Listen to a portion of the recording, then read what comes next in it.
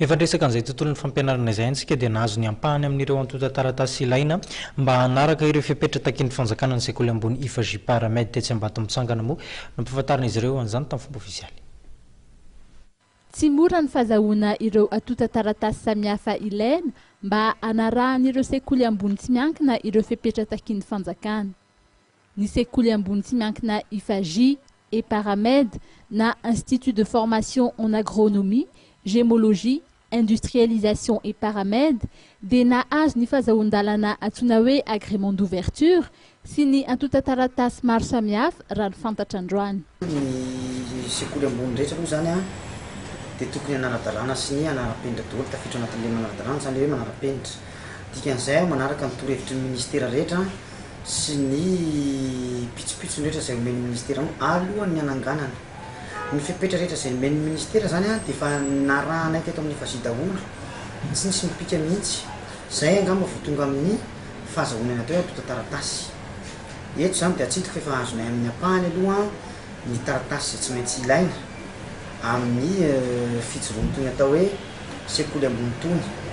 Efa ela dia ela moa zahay no mijoro fa saingy raha malala ny fomba fikarakarana antonta-taratasy ary dia efa manambara zany zay fa azonay amin'ny ampahany. Ka mpianatra zany dia tokony tsy hanana aya atsony.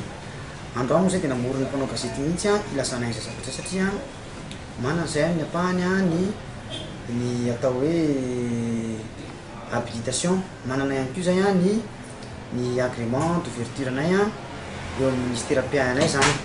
Manana ihany koa zay ny antonta-taratasy ahafahana manao ny stage zany eo anivon'ny ireo hôpitaly lehibe sy orinasa maro sy ny hôpitaly centre hospitalier universitaire rehetra eny zany. Koa eto zany zay dia efa manao sady manainga sady ny ireo tompony andraikitra amin'ny hôpitaly sy ny rehetra mba handray tsy ampisalasalana n'ireo ankizinay indrindra moa fa eo amin'ny mpianatra paramède zany satria dia efa tapela-tananay ny taratasy manambara izay zavatra izay. Ny IFJ moa zany tompoko eto dia manatsitika eo amin'ny resaka fanaratsiana. Marina fa fitenena antolo hoe ny azo avy landrivotra fa dia efa mampitandrina izahay fa raha mbola misy ny fanaratsiana amin'ny zavatra tsy rariny dia hanao ny fitoriana izahay amin'ny fitsarapafiany fahefana mahefa rehetra mba hisorohana ny tsy mety rehetra zany satria izay dia efa mampitandrina fa ny sekoly dia mijoro ara-dalàna ara-panjakana ka oka tsy fanaratsy sy fanabokaboka angamba sotra.